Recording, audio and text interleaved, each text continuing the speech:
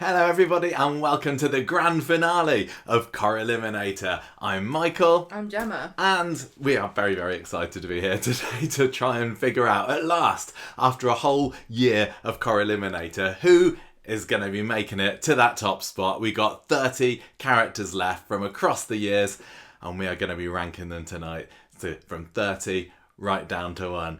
I'm a little bit trepidatious about this. How about you? I've been worrying about this. That all evening, Gemma's been like, this is too much pressure, I can't cope with this. It's a pretty big responsibility, I have to say, and we've not really had any pre-discussion, have we, about how this is going to work? I can't even remember who's in it. Exactly. Well, we're going to find out together today.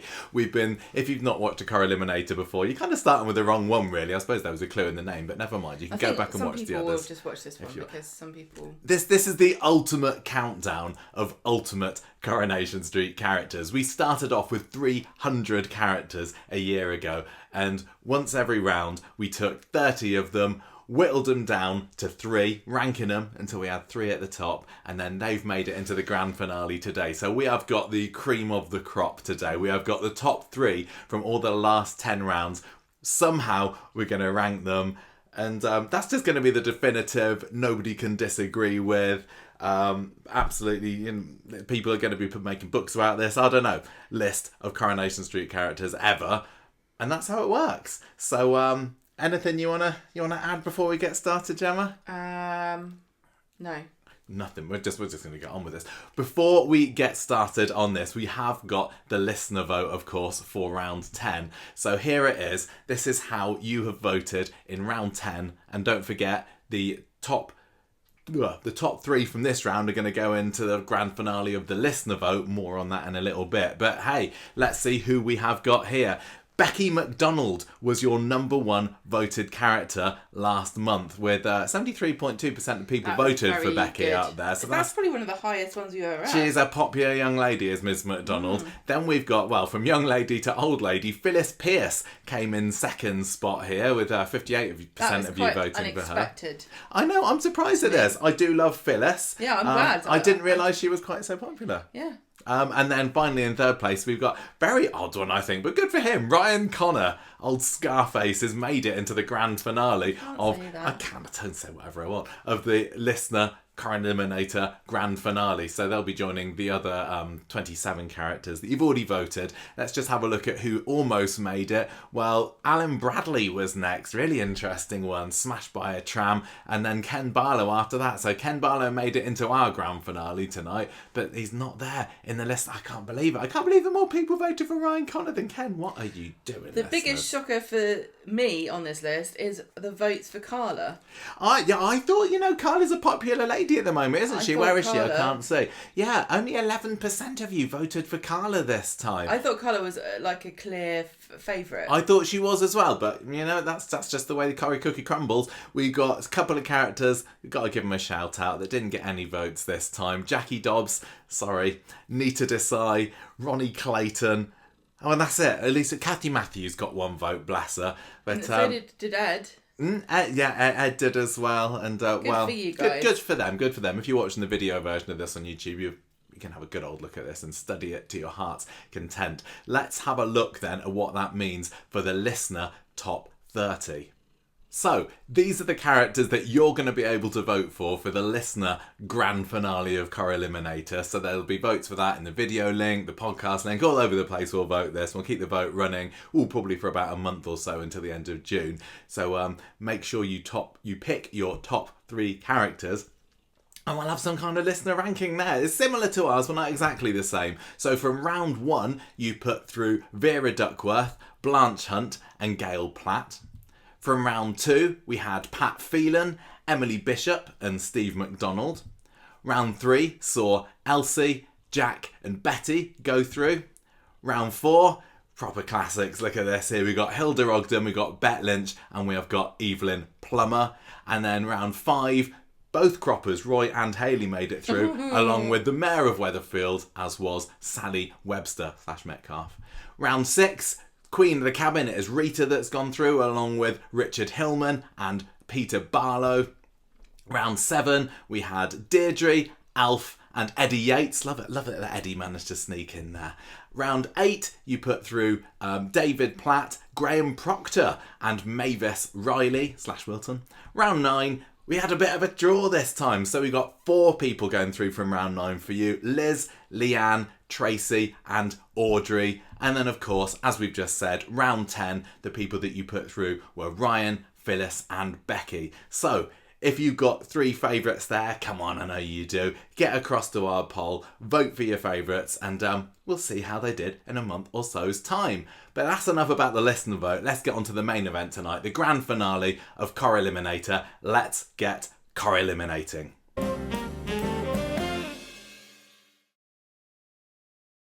Okay, so here we are, our final 30 laid out in front of us. Very similar to the listener vote, but not exactly the same. Shall we just run down who we've got before we get started? We got Abby Webster, Blanche Hunt, Gail Platt, we got Pat Phelan, Emily Bishop, Steve McDonald, Elsie Tanner, Jack Duckworth, Betty Williams, Hilda Ogden, Bet Lynch, Ina Sharples, Hayley Cropper, Jenny Connor, Fred Elliott, Rita Tanner? Littlewood, whatever. She's many things.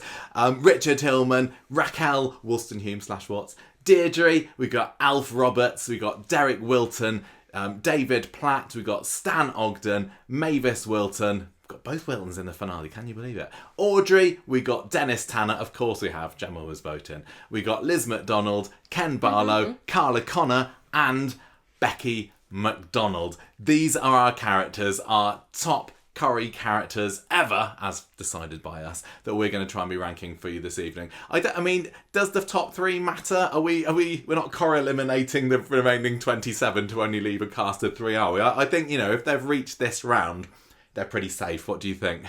Well, they're not safe because we're going to sort them. Yeah, but they've still made it to the grand finale. Yeah, these are the top. So do you really think these are the top 30 best Corrie characters? I don't. Not necessarily. I think there's some in here that are probably going to be easier to put down towards the lower end. Yeah. The top's going to be absolutely insane.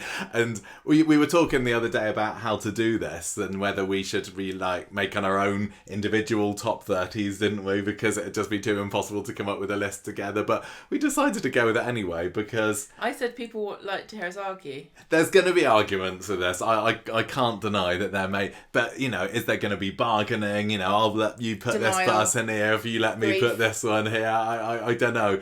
If we had done this with all 300, yeah, I think that we wouldn't have ended up necessarily with some of these characters. Not all of them, absolutely, but some of them we definitely would. We have really got some absolute Corrie icons here, and as we rank them, as always, I suppose we're going to have to be thinking both in terms of personal favourites and overall importance to the show. Well, that's what it's always been, isn't it? Kind of. Yeah, it's a hard old business. Second. This is what people have been asking us, and we just give them very wishy-washy answers of just, It depends on whatever order we think. Which way the wind's blowing. It does. Okay, so I think we need to start off with some harshness. Who are we putting towards the bottom? I think there's some, I would say some clearish contenders, but not very many, about who's going to sadly be making the bottom end of this top 30, which is still a respectable position. Don't get me wrong. Are we thinking that maybe Derek's going to be down there? Poor old Derek Wilton. Derek down. Dither in Derek. He's absolutely brilliant character. I love him. He's hilarious. Peter Baldwin played him so perfectly. This pompous. He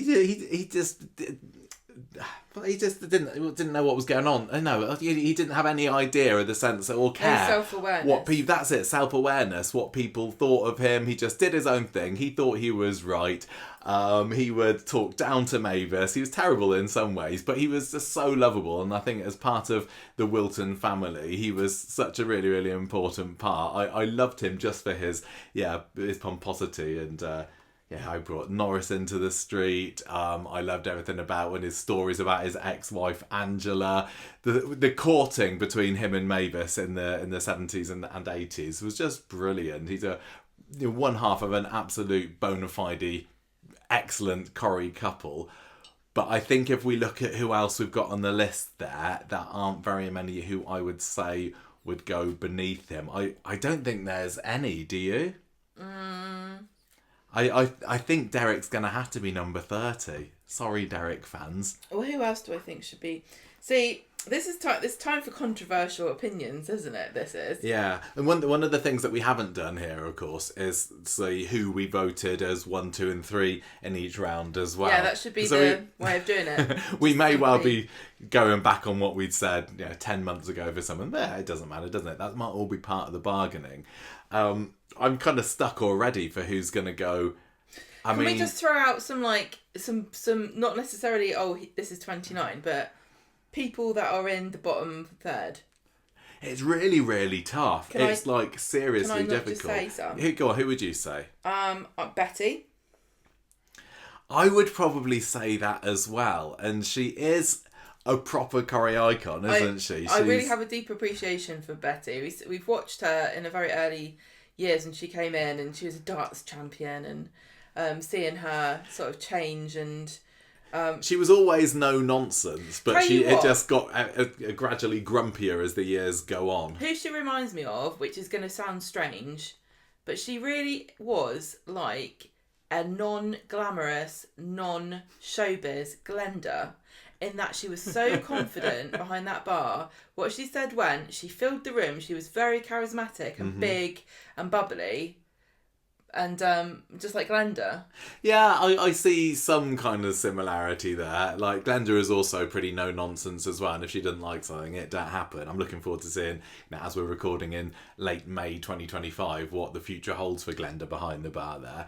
But, she's also, Betty lent the Rovers its iconic hot pot. She's still there, isn't she, as a portrait on the wall, and I think she's Corrie's longest-running barmaid as well. So there's so many reasons why she is so important and key to the show, but I think she didn't have as many big stories for herself. What was her big stories? She never really had. She came from an era of Coronation Street where everyone didn't have to have an A story. Yeah, the cast was such a thing, really. The cast was small enough that anybody would be an integral part of the show. I mean, obviously you had the story about when it was discovered that she was actually Gordon's mum and not his aunt.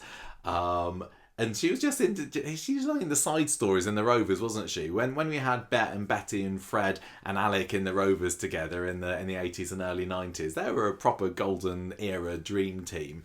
And she was just she was the deadpan. She was the straight man, if you will, to some of the comedy that went round with the rest of the characters. She poured cold water on a lot of stuff. Yeah. And Glenda does that a little bit sometimes with like Gemma or when something really wacky happens, she can sometimes be the straight man. I don't want to disparage anybody. Not a single person on this list isn't someone who I absolutely adore. But comparing Betty to some of those other names there, I'm going to say somewhere in the bottom third is where she's going to end up. Who else are you thinking? You said you wanted to throw a few more names out. I said it was going to be controversial. I mean, no matter what happens, somebody's favourite is going to for sure. We got the Betty fans have already got out their notepads and are writing us a letter of complaint. Do you know who I don't think it needs to be that high? Liz. Yeah. Oh, Liz MacDonald. Yeah. I think again, looking at who we've got here, I don't disagree with you there. Do you want to justify yourself a bit with that one? I think a lot of her tenure in the Rovers was ruined a bit by Michelle. Yeah, I didn't like those two together, and just how they treated Steve there was really not fun. I liked her, but I think there's a lot of other people that are kind of similar to her. I mean, I think that she is still one of Coronation Street's most iconic barmaids ever. She's a landlady. And landlady too. She's top 5 barmaid material. She was working at the Rovers from 1990 odd on and off for a good 20 years. The Rovers was Liz's domain for most of her time in the show. I love the friendship she had with Deirdre. Blanche looking down her nose at her. I obviously adored the relationship with Jim. That's another proper iconic Corrie couple there. I don't think I would say I missed her when she was gone. No, I know, that's the thing. Like, she's such a massive name, and she kind of just blobbed off. She did blob off, for lack of a better phrase, at the very end, but I think that was a COVID issue, wasn't it? But she came in and out of the show over the years, but she was certainly very in your face. She was like Betty, a force to be reckoned with. Yeah. You didn't want to get on her bad side. But if I'm thinking of like storylines and things, she's obviously had some really, really meaty things, but mostly I just think of her as for antics. She was good for antics, and I think Steve is the same. Yes, I enjoyed her antics with Moira in the medical centre as well. Yeah. I think some of the other Liz stories that stand out for me, kind of like dark gangstery ones as well, like when she got involved with Fraser Henderson, and I didn't particularly enjoy that. Then you had kind of the whole saga with Jim beating her up and that domestic abuse, and it was a bit miserable. I think that's what I remember. Like, her early days were kind of like criminal, dark, and then as she grew older, she became more of a silly character, like with her relationship with Vernon. Liz and Vernon was fantastic. I really am enjoying watching them on ITV3 at the moment. I did like the mother-son relationship that she and Steve had, as much as she henpecked him some of the time. You got the boobs, you got the zigzag necklace, you got the various hairstyles over the year. But you're right, I think she doesn't spark joy in quite the same way as some of the others on this list. She doesn't spark joy, you got to check her out. I'm thinking, and maybe this is controversial as well here, and are you leaning too close to the camera? No, it's fine. Maybe my chin's going out of the shot. It's okay. I am sadly thinking if we're looking at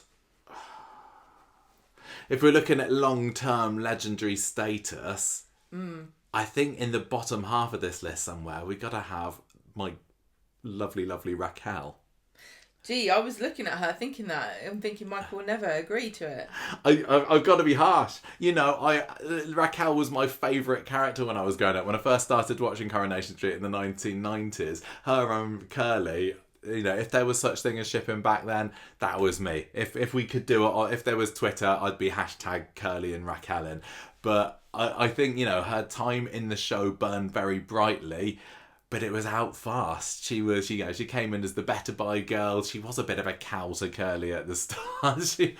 She had affairs with Des. I think one of the things that I love most about Raquel is just how soppy Curly was for her, and when the two of them were together, and she was pitying him. It was.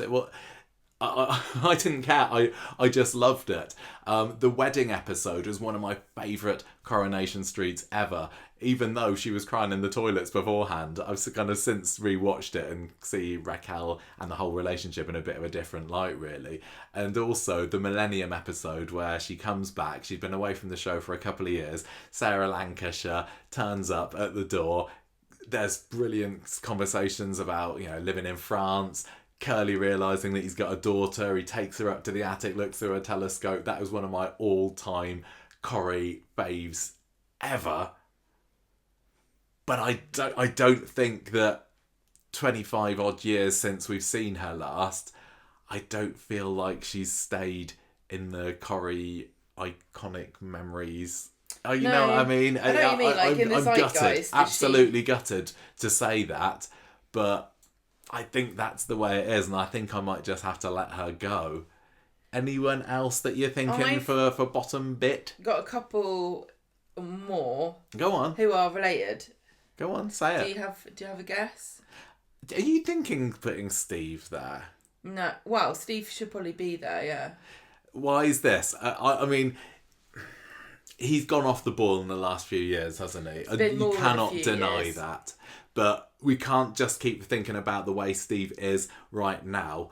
Yeah, but the trouble with that is that I don't really know much about the 90s. No, I know. Well, he came in with the rest of the McDonald's in 1989. I know he did. And he and Andy were, they were Corrie's answer to the people saying that Corrie's just full of fuddy-duddies. And They're so, like, "Oh, yeah? here's some handsome Jason Donovan types. Look at these guys." And they would be fighting, they'd be having their girlfriends, they'd be drinking, getting up to all capers and mischief. And Steve, how many times has he been in prison? I don't know. Steve was Mr. Cool in Coronation Street for quite a while, wasn't he? Who do you think... You wouldn't believe it now because he turned into a bit of a sad middle-aged guy. But he was one of the main characters. He was the main guy in Coronation Street for quite a long time. And it was that relationship with Michelle, I think, that sadly turned him into a Michelle of his former self. So I think it wouldn't be right necessarily for him to go in the top half, in my opinion. Do you want to add anything more about Steve? No. Who else have you got then? I've got a mother and a daughter. No, just not Gail and Audrey. Yeah. You're getting out the big guns now. Seriously. Wow. Okay. Now, you're going to need to justify yourself there. there. Everybody obviously loves Gail because we had, when she left. Yeah, after 40 and everybody years. No, 50 years, wasn't it? Talking about how great Gail was and stuff. And we talked at great length about her character and everything. But I don't think I've ever super loved her compared to some of the other people on this list. I think that she's been a really great constant presence in Coronation Street.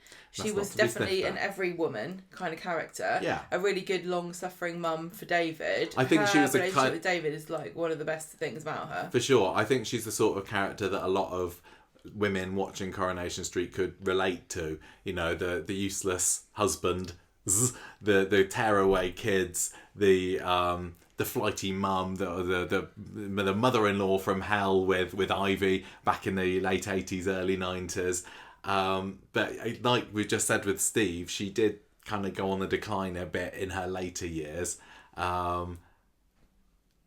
Obviously, the Richard Hillman saga was absolutely epic, where she was rightly the front and centre of, and Helen Worth put in some of her best performances there. Okay, but a bit like... It's a really difficult one.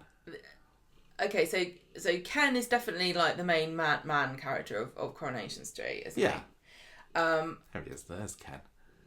There isn't really anybody like that for women because there's never been anybody in it the whole time who's been a woman. It's really only a fluke that Ken has made it through. Yeah. There were certainly periods where it was very, he nearly left or they nearly got rid of him. I mean, Gail's probably the closest you've got That's in a exactly way, what I was you? getting at. Yeah. But just like Harry Potter is the least interesting character in Harry Potter, I think Gail is not that much of an interesting character. It's more the things that have happened to her that make her interesting. Because her reactions are always, like I said, like in every woman, kind of like she's never done anything super outrageous. She's never, got drunk and flashed her boobs or stayed out all night or killed anybody or, had a fight with somebody unprovoked. She's really been a very placid, get on with it kind of a person. Well, unless David was worrying her up too much. But that's why they've thrown so much stuff at her, because it's funny, it's fun to watch somebody like that get challenged continuously. Yeah. But imagine how it really is her family and her bad choice in men that have led her to such a colourful life that she's had. If Gail lived in, like, I don't know, Devon, she would have done nothing, would she, with her life at all? She would just have had three kids and that, enjoyed being alive. Wow. So, I mean, I wouldn't want to put Do you not think she is a bit boring as a person? She is a little bit boring. I'm not going to deny it. She's had some colourful stories, colourful relationships, but on her own, maybe she's really likeable. She's super likeable. You'd like to know her in real life, which makes her not a very interesting character. I loved how she went on with Jessie in the end. I really, really did. I think that her relationship with Michael Rodwell was adorable. I love, as I say, everything with David. Alma in the cafe in the 80s and 90s as well. What a double act they were. A quite young thing back in the day. And, when her leaving storyline was fascinating with her having that vision of Richard Hillman. I mean, Again, though, that was something that happened to her. Like, she didn't make it happen.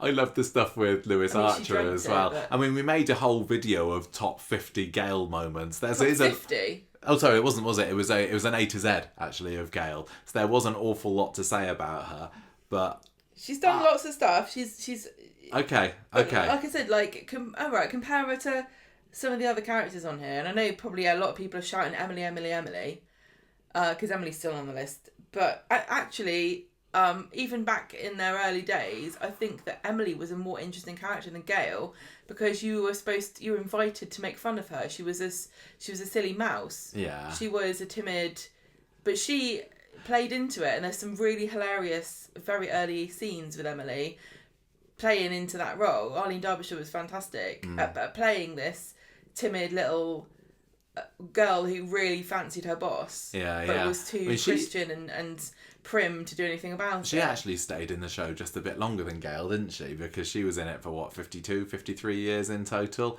I think Emily, Emily definitely fell off towards the end as far as getting given really important stories, and she certainly didn't ever have the family that Gale's got to keep her going. I think as a person, as a character, she is really interesting. Like if you wanted to make so like I'm saying, if you're writing a novel, okay, very often the point of view character is going to be the boring one, because you want people to identify with them. You don't want to throw people off of, or make them unlikable or quirky or anything, because it's also exhausting to write a story about somebody like that, because people don't necessarily agree or understand what their choices are, unless that's the point of the story, right? But Emily is the sort of really great colourful character you'd add into like almost any book. I can imagine her being in, like Agatha Christie or something. Like she's such a classic. I think she's great. I do as well. I think if you having seen, so, it's we've you haven't seen enough of her. We've seen more of early Gale. Early. Who are we talking about? Emily than early Gale, and maybe that's kind of colouring. Maybe. I just think it feels wrong for Emily to come higher than Gale in this list, when you can reel off so many important Gale stories, but not so many with Emily. And I think that a Coronation Street, alternate universe Coronation Street with no Gale would be a worse show than an alternate Corrie universe with no Emily. But what are you imagining? Like that Gale never existed, or that somebody else took her place? No, if Gale wasn't in the show, if that character wasn't in the show, it would be a very... happened to someone else. No, Gale and her stories weren't in the show then. If you were just, Yeah, but her stories Thanos aren't... snapping everything to do with Gale out of the programme. My point is that it wasn't actually her story, a lot of it. It was just stuff that happened to other people. And she was like our POV character. But I think that Emily managed to get by, and again, not disparaging Emily, I think she managed to get by being a kind of side character, a background character. She really didn't have that many big stories of her own, did she? Things happened to Emily. What was she the lead character in? I'm sure there's a few. You could say that for Gale. No, that's exactly what I'm saying. Like, Gale had loads and loads of stories, but Emily... As a person to watch, I don't know. We might have to have a bit of a scrap about these two later. Like, if you don't get what I'm saying and you don't know why I would say this, I think you need to watch some early episodes. And I don't know if they're all available. No, they're definitely not all available. But Emily was just a joy to watch. Her scenes. She was just hilarious, and I don't think you get that. Like, I remember watching it. If you'd asked me to rank them. Say what 6 years ago, pre-pandemic, I would have gone, oh, she's just a boring old lady, because she was really, but the same way that Betty was a bit of a boring old lady, and I'm sorry, but that they didn't really give her a lot to do. She was just a grumpy lady. But having watched her early years now, Emily had a lot more. She has a lot going for her with her relationship with Mr. Swindley at Gamma Garments, didn't she? There's a lot of comedy that's come out of that, but there's also an awful lot of the 70s that we haven't seen, and she's still a bit of a blank era for me. Let's come back to these two. You said Audrey, quite controversially earlier. Yeah, all of these are going to be controversial. These are all solid characters. Are you putting Audrey closer to the top spot than Gale, or does she go below Gale? I don't know. What do you think? it's really hard to tear them apart, isn't it? She's even a sidekick to Gail, isn't she, really? She is. She is. I mean, she's got own more of a stuff. personality to her, hasn't she? Yes, Kinda exactly. That's exactly my point about Gail. But you just because you don't have a huge personality, it doesn't mean that you don't get high up. I think that Yes, it does. I think that Audrey is beloved by many. She's also been in the show for is she 40 years, 50 years? I've kind of lost track with this, but What about because Alf? she lives away from the street, I think that it's harder for her to be an integral part of it. But sometimes you like the characters that don't live there, because when they swan in, it's like, oh, guest starring. Yeah. But it wasn't quite the same with that for Audrey. And she did, of course, live on the street for a little bit with Elf before moving off to Grasmere Drive. But I couldn't name as many iconic Audrey stories, although she was still brilliant with Archie Shuttleworth in the Richard Hillman storyline, when she was determined that there was something fishy going on with him and nobody else would believe her. Absolutely fantastic. The Lewis Archer saga. Just seeing her with Alf and trying to get him to part with as much cash as she could, whilst he basically had his wallet under lock and key. They made a really fantastic to watch odd couple. This is really hard. This is really hard because all of these characters are only here because we voted them the top 3. But in order to justify you putting them this side of the board, you have to then slag them off. Yeah, exactly. But I don't want to slag off anybody here. Corrie, Audrey is a Coronation Street icon. I think I might put her. I'd probably put her just below Gail, just because of Gail being more of a main character. What about Alf? Because Alf feels like he could be lower. like a sidekick to Audrey, who's a sidekick to Gail. But don't forget, Alf was in the show right from the very beginning, wasn't he? 1961, I think, that he was in, and he lasted all the way to the millennium. Yeah, he was definitely a background character in the early days, but there was still a good 40 years, 35, 40 years of Alf on the show. He was beloved, wasn't he? He was like your lovable grandpa kind of character, especially as the years went on.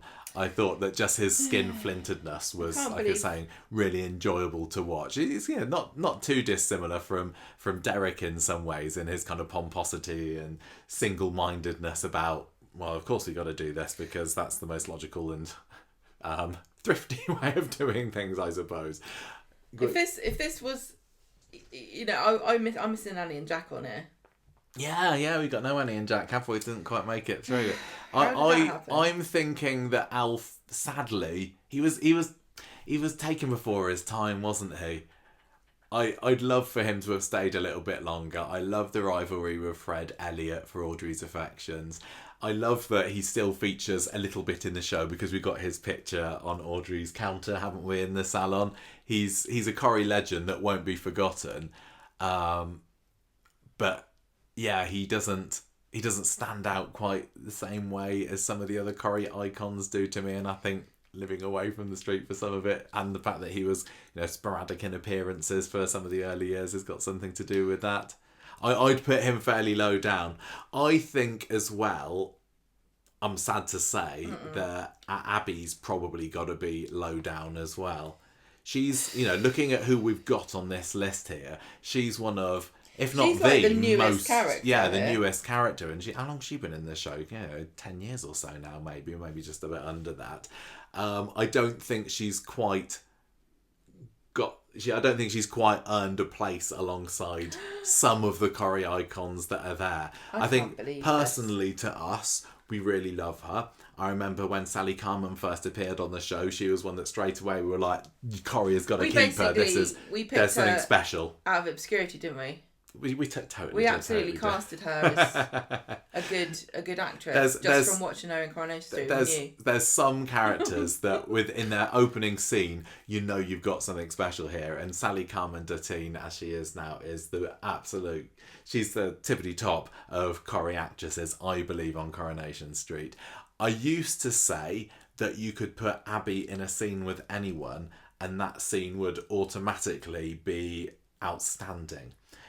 I don't think that's the case so much now, and it's not necessarily because of Abby. Maybe it's just some of the characters that she gets involved with. I'm not completely sold on her and Kevin as a relationship. I think maybe he grounds her, and she needs it as a recovering addict. If she had somebody that was, you know, similar to her and was always wanting to go off on the razz or what have you, I don't think that would be good for her. So Kevin, in his very dull old mannish state, is great for her in some ways, but it doesn't make captivating TV. I'm also not loving the way that she's making googly eyes at Carl Webster at the moment, I have to say. Hussy. I think that sadly she's been a victim of Ian McLeod's let's pile misery on top of a character because by gosh he can cry, and she's not necessarily come out as strongly as I might have hoped that the character would go, 3-4 years ago.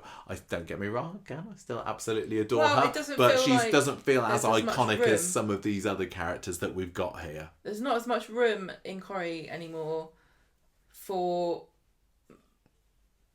people to, I think. Would you put her? Would you be happy with her going in the bottom half? Yeah, I sadly was thinking that, again, it's one of these things. If you'd asked us 2 years ago, probably would have really argued to get her higher up. Maybe. But the character's coasted a little bit, and some of the stuff that made her so cool and likeable was her rescuing everybody, and she hasn't done that for ages. She hasn't. Well, no, Mason. Come on, give it 4 months. She helped him. She gave him a less miserable death than he would have had she not been there. We've actually got 10 on the board here, so it might be possible if you want to have a go at trying to rank these. Because I actually think... Have you got some more that you think deserve to be in the bottom 10 here? I'm going to say controversially, Blanche and Jack. No way. We can't put Blanche. Not a chance. People will be having our guts for garters. It's not fair. Some people are going to be putting Blanche in the top spot. Everybody's if not going the top to, 5. Everyone's got their own opinion about stuff. I cannot have her. I'm not doing it for other people. No, I know, but we said we're going to have some compromises here. We said that there'd be some arguments. But looking at who's here, I think that Blanche is a more iconic, beloved character than any of these other ones. Blanche was at the time. In the last 5 years of Blanche's character, she was like a joke machine, wasn't she? She was a one-line put-down machine. She was. And she had depth. She definitely did have depth. And, she did have depth. Maggie Jones. Yeah. She was phenomenal. She was a great performer. Really, you knew that this lady was hurting, and so she was lashing out at everybody and just being judgmental and rude. And she was so seminal also to the characters of Deirdre, Tracy, and a little bit of Amy when she was younger. She's really great, but like I said, I think that a lot of what she did was just making sarcastic comments. But people don't like it when I do that. Why does she get a free ride on it? No, sorry. I think out of all characters on Coronation Street, Blanche would be the one. Blanche is the most quotable. If you're going to make a book of Coronation quotes, street quotes from one character, Blanche would be the number one there. Oh, definitely. The writing that counts for something. Amazing. I loved the little short-lived relationship that she had with Archie. It's a bit sad. I thought that... Don't you think? What was it's sad? A bit tragic. What is? Well, she fancied him and he wasn't really that. Was he? I can't remember what she did to spurn him. But it worked anyway. But what do you mean? She didn't spurn him. He spurned her. No, sorry. Yeah, to make him spurn her. She messed up in some way. I can't remember what she did.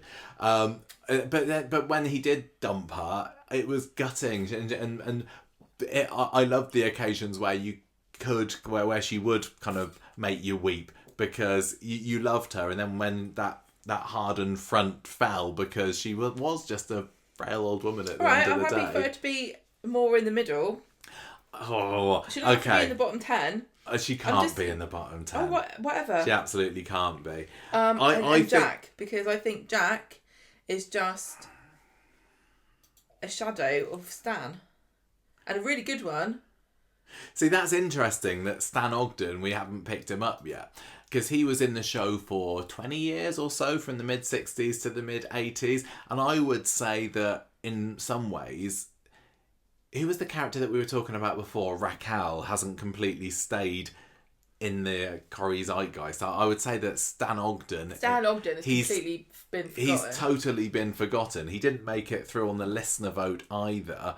I don't think that he should be ending that high. Than Jack does. Because I think there's nothing that Jack did that Stan hadn't already done. I don't know about that. Jack did play away and Stan didn't.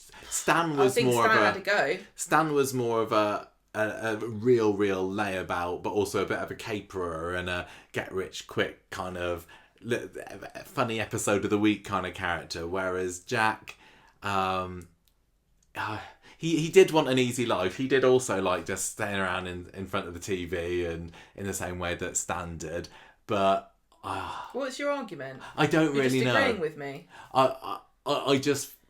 You're just telling me I'm wrong, but saying everything I've exactly the same as way as I would say it. Like the partnership with Stan and Hilda is just legendary.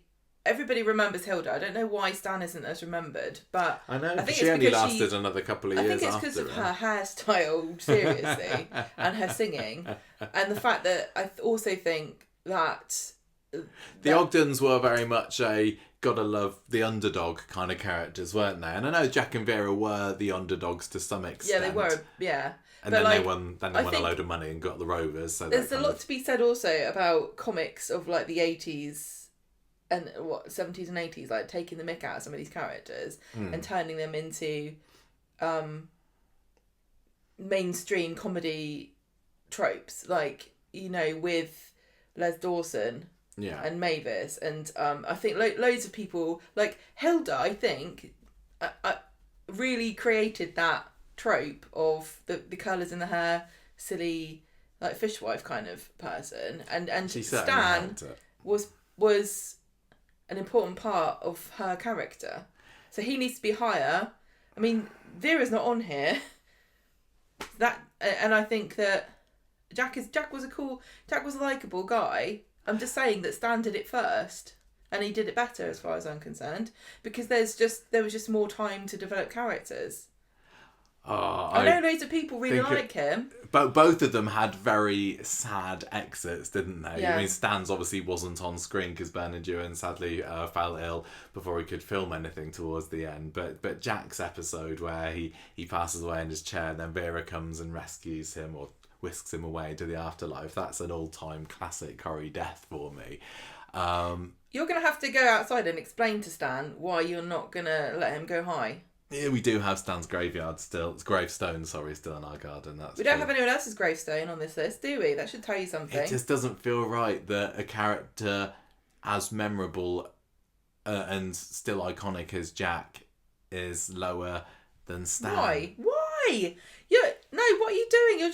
You're pandering. I thought he was great in the Rovers, you know, with that, as I was saying before, that team with Bet and Betty and Alec. I never saw that. I know, but it is still important. I loved his relationship with Tyrone, kind of being the surrogate dad to him. But then with Stan, you had Stan and Eddie, didn't you? It's a real tough one. I think whichever order they come, they're probably going to end up kind of close together, I suppose. Stan, Eddie and Tilda were way better than Tyrone, Vera and Jack.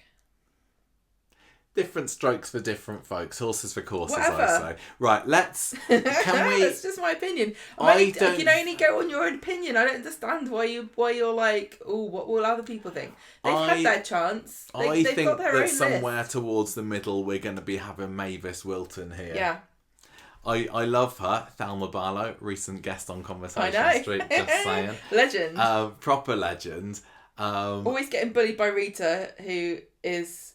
also on this list. Yes, until the end. I mean, I think that Rita's probably got to go higher than Mavis, if only through lack of sheer willpower and refusing to leave the programme. Not that I want her gone, but she's gone the distance, hasn't she? Mavis is just hilarious as the meek put upon sidekick to Rita's acid tongue for all those years. And then obviously the other half of the relationship between her and Derek, she was just absolutely hilarious. And I did like seeing how she evolved over the time in the show in the same way that Emily did. She didn't quite come out the other side as she still was quite a meek woman towards the end, wasn't she? Although she did stand up to everyone at Derek's funeral, I always remember.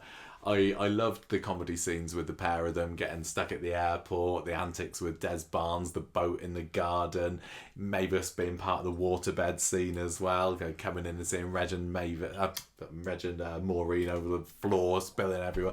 But I think that, in terms of iconic status, Mavis is probably, to be honest, I would say got to go lower than the likes of Audrey and Gail. Don't you think? Who? Audrey and Gail, Mavis lower than them. Yeah. Even Steve. Probably above Abby, I have to say. But I'm going to put Mavis a little bit lower down there. It feels like probably like Carla maybe needs to enter the discussion what about here. Fred? Not in this world. We can't be talking about him yet. But here's the elephant in the room. Don't call him that. He's just a little overweight. You heffalump. Pat Phelan. Now, where know. are we going to put Pat Phelan? Well, Because sadly, we do have Pat and Richard here, so this is the ultimate. We've got to rank one higher than the other in Corrie Villain Stakes. And while we're in the middle of Pat Phelan mania 5 years ago, is that any different to how we're feeling now? Now he's been 6 feet dust under is for... settled. Now, Yeah. if you were in the field, okay, and Pat Phelan and Richard Hillman were going, come Michael, come here, and they're in two different places, who would you run to? That's the question. I don't know. It's so tricky. Part of me wants to say Pat is my favourite, but then I don't know whether I'm just being contrary because I know that the general opinion is that Richard Hillman is the most iconic Coronation Street villain ever. And that was what we were saying back when he was in the show. Like, has Richard found somebody that, he can go toe to toe with in the Corrie Villain Stakes? Has he met his match?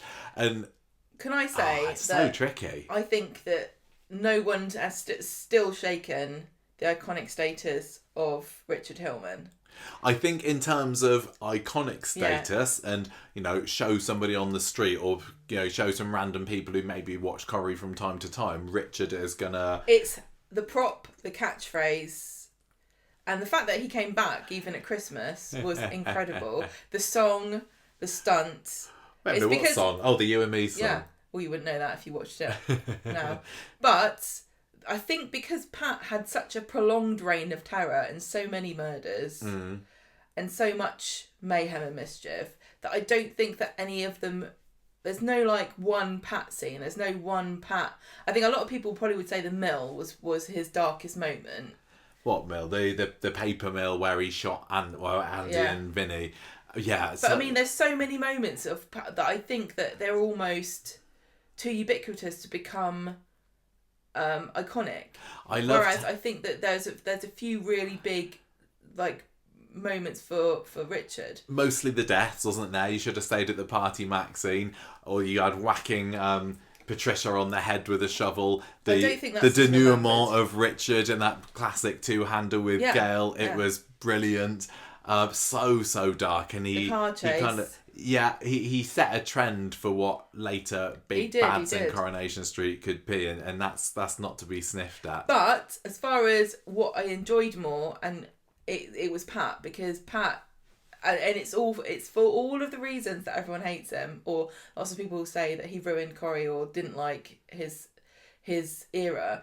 All of those reasons are why I really, really like it. I liked how long it went on. I liked him having Andy in the basement. I liked every month that we got there was some kind of crazy keep him on the show that he was getting up to, and it turns out he's dad, and then he he confronts her in by the pond, and now he's being tied up by Gary. And you're right. Everything with Nicola was amazing. There's all and him and Seb and the earring and the ladder and the whispering in people's ears. Kate Oates struck gold it was just with continual. the casting and the whole story there. But both of these characters were very, very well rounded, weren't they? You got so many characters these days, and even some of the ones that are on the list here that weren't quite so in depth and multifaceted as you had with Pat, but he truly was a bit of a Jekyll and Hyde character.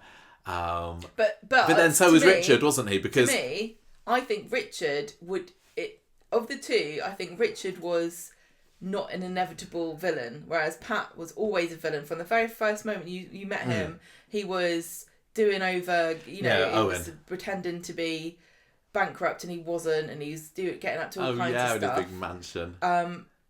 Yeah, he came in as a bad guy, but Richard kind of fell into it. As a financial advisor, he was. You see, sorry to any financial advisors out there, but there's a bit of mistrust, raised against you, isn't there? Just like you're not supposed to be. You're handling people's money from somebody you don't trust.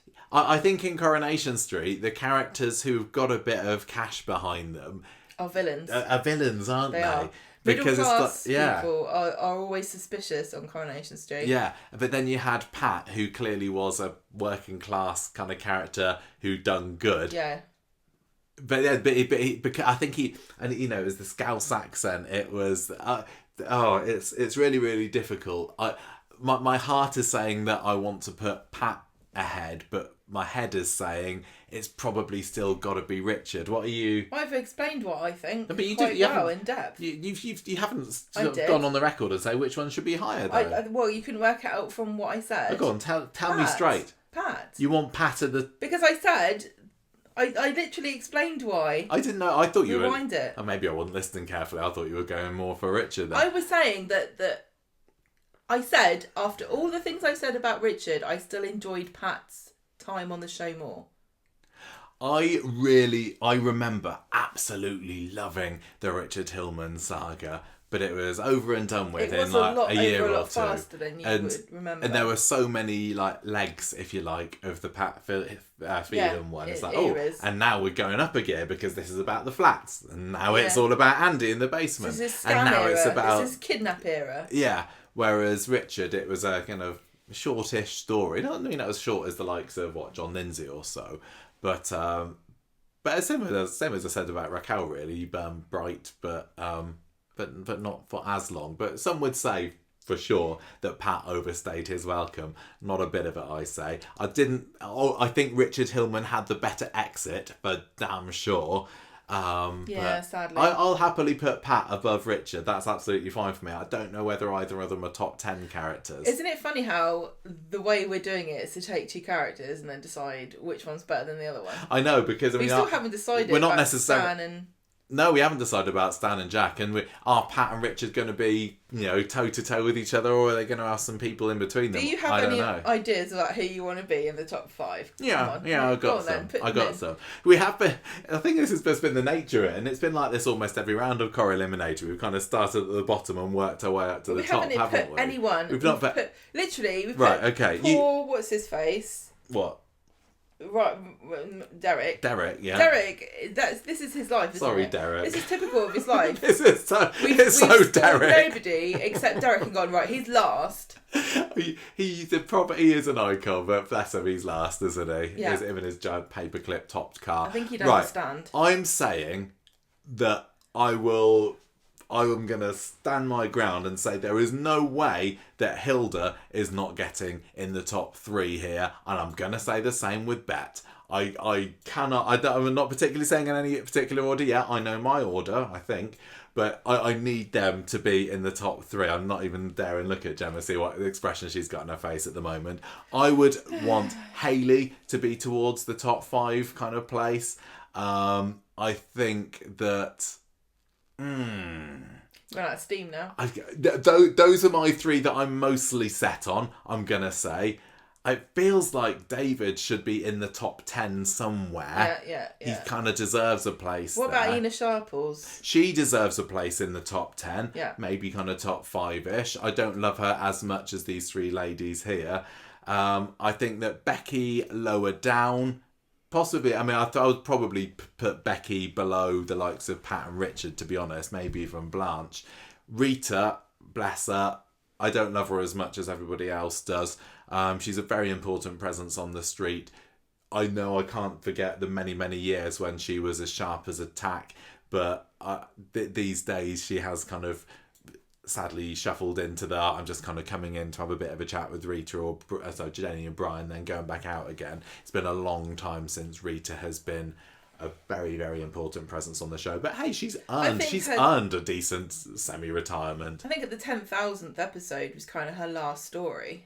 Yeah, I would say so. She's had the odd bit here and there. Good way to end, even though you ruined. As much, I think Elsie should be there in, maybe the top 5, definitely top 10. I'm getting nods from Gemma, nods of approval. That's good. Yeah. Now, what about... I don't think Carla deserves to be in there. I would personally have Carla below the likes of Jack and Stan and probably a few others, to be honest. But I know that she has been a favourite of yours in the past. What about Deirdre? Now, what about Deirdre? Everybody loves Deirdre. Everybody loves Deirdre. Yeah, I do love Deirdre. I don't think she is as iconic as Ina, or maybe she is more iconic than Elsie. Maybe she is. And I do wonder, I suppose a lot of Corrie fans wonder what ifs, because obviously the sad passing of Anne Kirkbride 10 years ago put a nail in the coffin of that character. And it only kind of, it just makes me wonder what would Corrie be like? What would she be like? What would Ken be like? I feel that Deirdre would still be in it. Yeah. I don't know. With Anne Kirkbride getting itchy feet? I doubt it, but I don't know. I'm just kind of putting ideas out there. It would be really interesting. I think Ken would be completely different. There'd be a whole lot of different these days, but we're not talking of what ifs. I think that she is a. But you see what I mean when, compare her to Gail. Things happened to Gail. You said, what would happen if Gail wasn't in it? I think those things would have happened anyway. Whereas Deirdre, who was a catalyst for so many things, she's driven Ken mad. She's part of the reason why Ken's the way he is.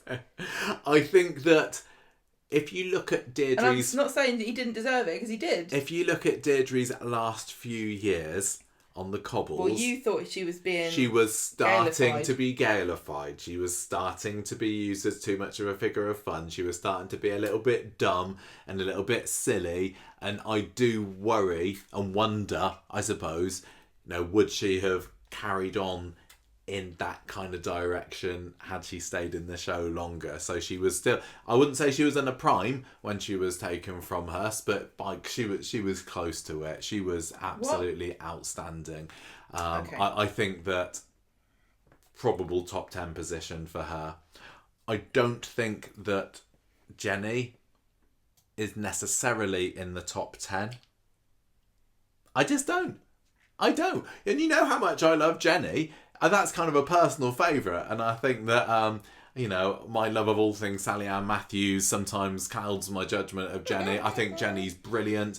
I think that she was badly underserved in the last couple of years at the Rovers. She was landlady for a good old stint, but never felt like she really got a fair crack of the whip of it. And despite the length of time that she was there, she's hilarious, she's bolshy, she's infectiously I just love her.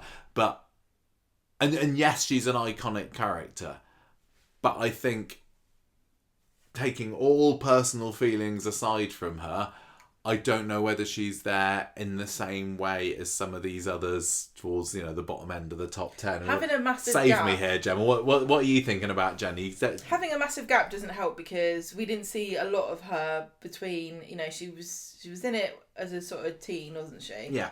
An older teen, and then she buggered off to France. Yeah, buggered off in the early 90s, came back for a short stint in 93, I think it was, and then it was another 12 years until she became a mainstay on the show again, and that's got to count against her. She didn't have the sticking power, did she? Oh my god. She went off and enjoyed her life. How dare she? I don't know how much, because I must probably have seen all the 80s episodes that she's been in.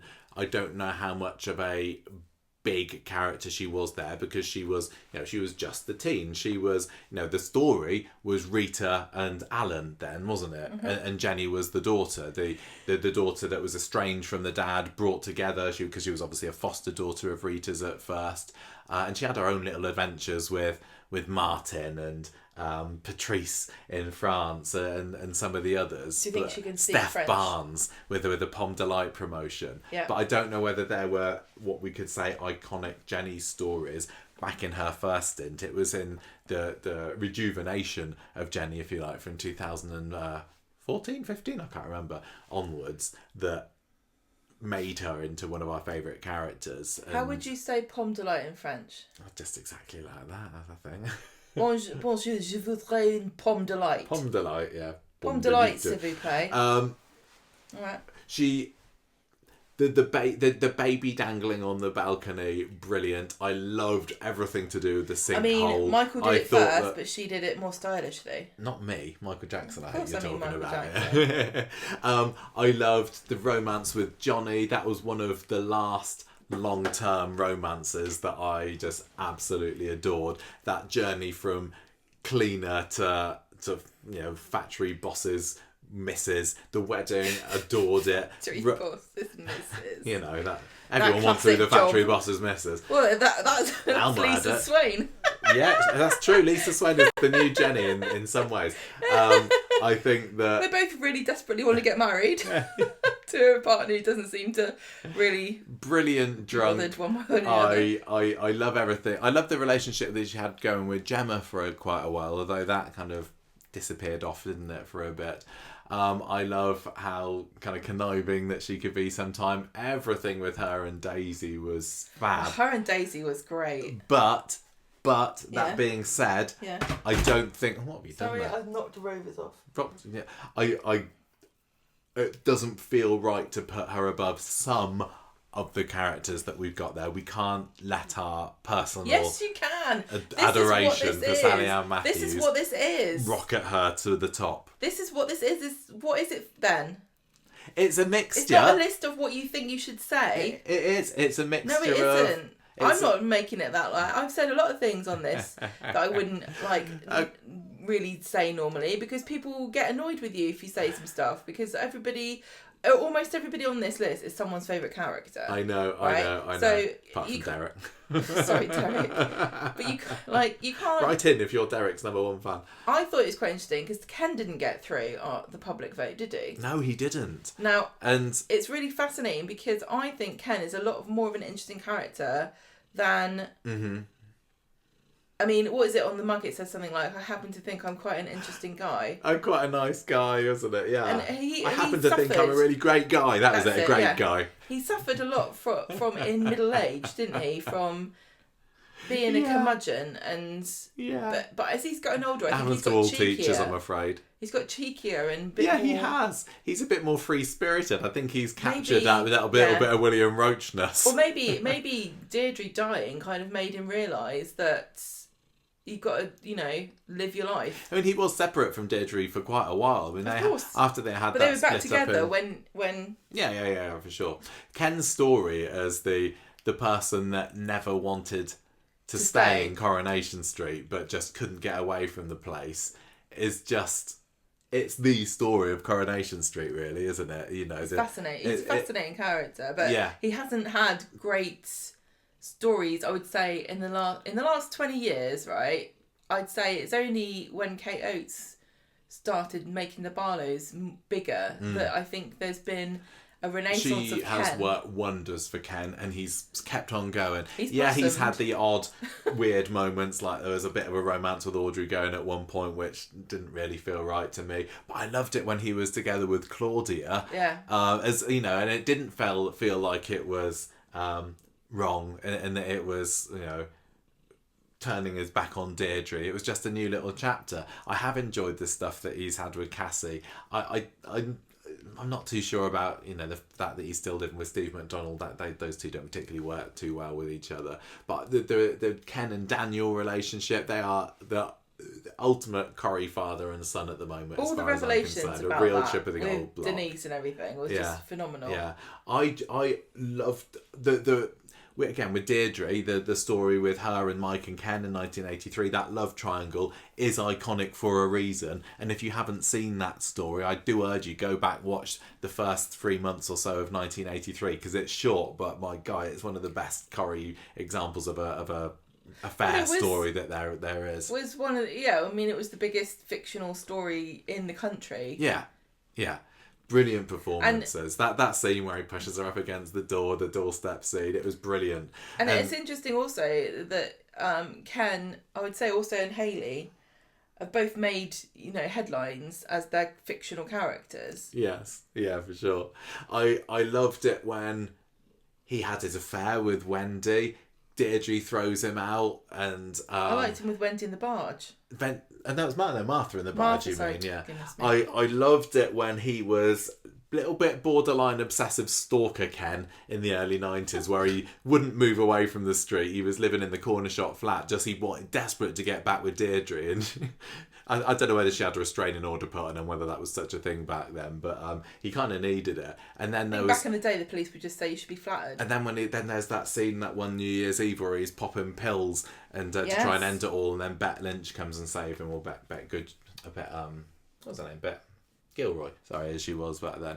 There's so many brilliant Gilroy was so many brilliant Ken moments. He is iconic. I think he's got to be in the top 10. I think he's got to be. Yeah, I do agree. And he's grown on me so much, and it's funny how boring he has been over the years. But he's been consistently boring in a way, and that makes him interesting. But he's not. I can't think of much. I can't think of much he's done, or I'd say, that's a bit out of character for Ken. Yeah.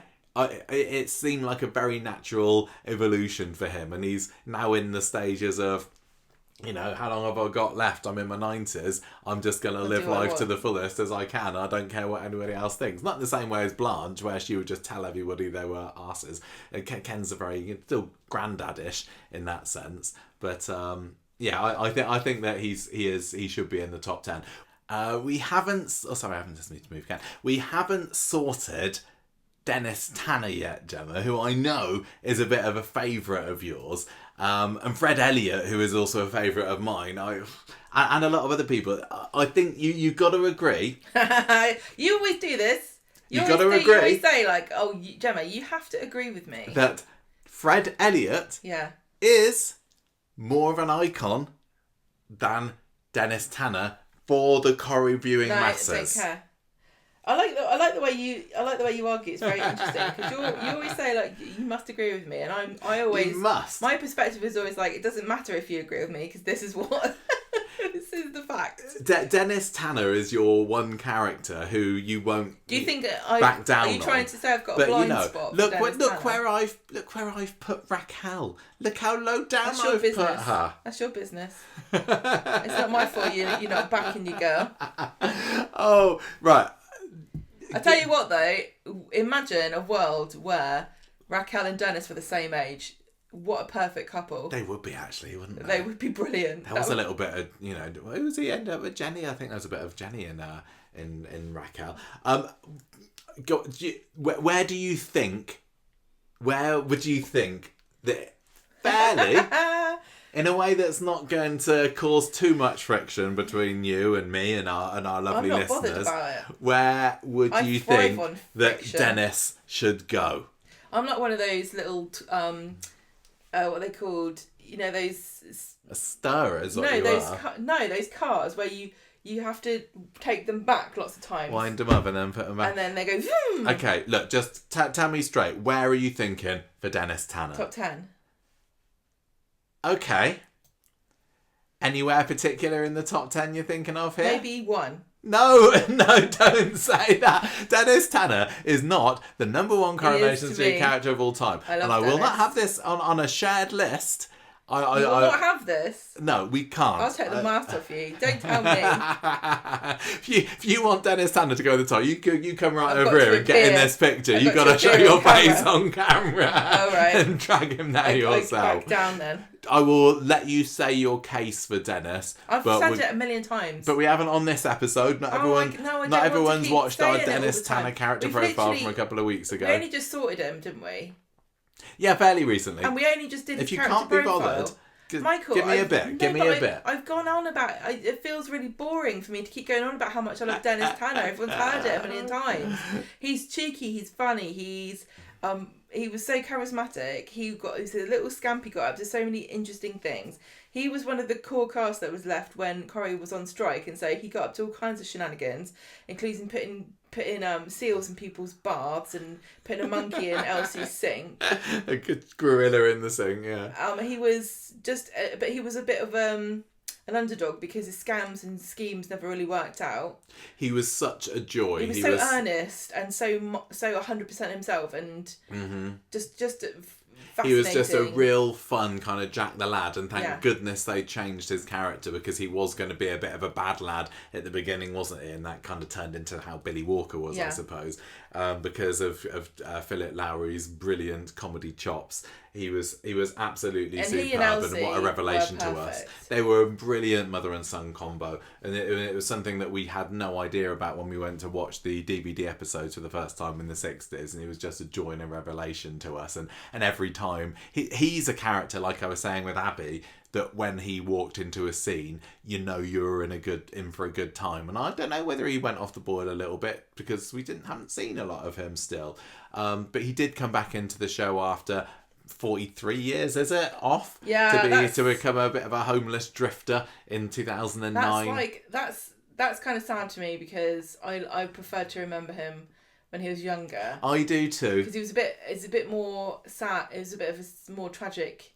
end to him, you know. I mean, apart from getting run over in an urn, but you know, him running off with people and clearly not doing that well in life after. Yeah, you kind of would hope that he would. They didn't treat him too well, did they? No. Okay, so he's going to be somewhere in the top 10-ish. I can't say where yet. 10-ish, you say? 10-ish, yes. I think that Fred Elliott. So you were saying that you think Fred Elliott should be higher than. I think he should Dennis. Probably higher. I don't think I'm going to win this battle. You said he should be higher than Dennis, but who do you think in the top? I mean, we still haven't. How many have we actually got in our? We haven't even done any. We need to do the top. 1, 2, 3, 4, 5, 6, 7, 8, 9. We got kind of 9 that are loitering around the top 10 at the moment. What would be really good to do, and I know you can't do this on the software that we've got on this thing, it would be snap to grid and then see where they all go.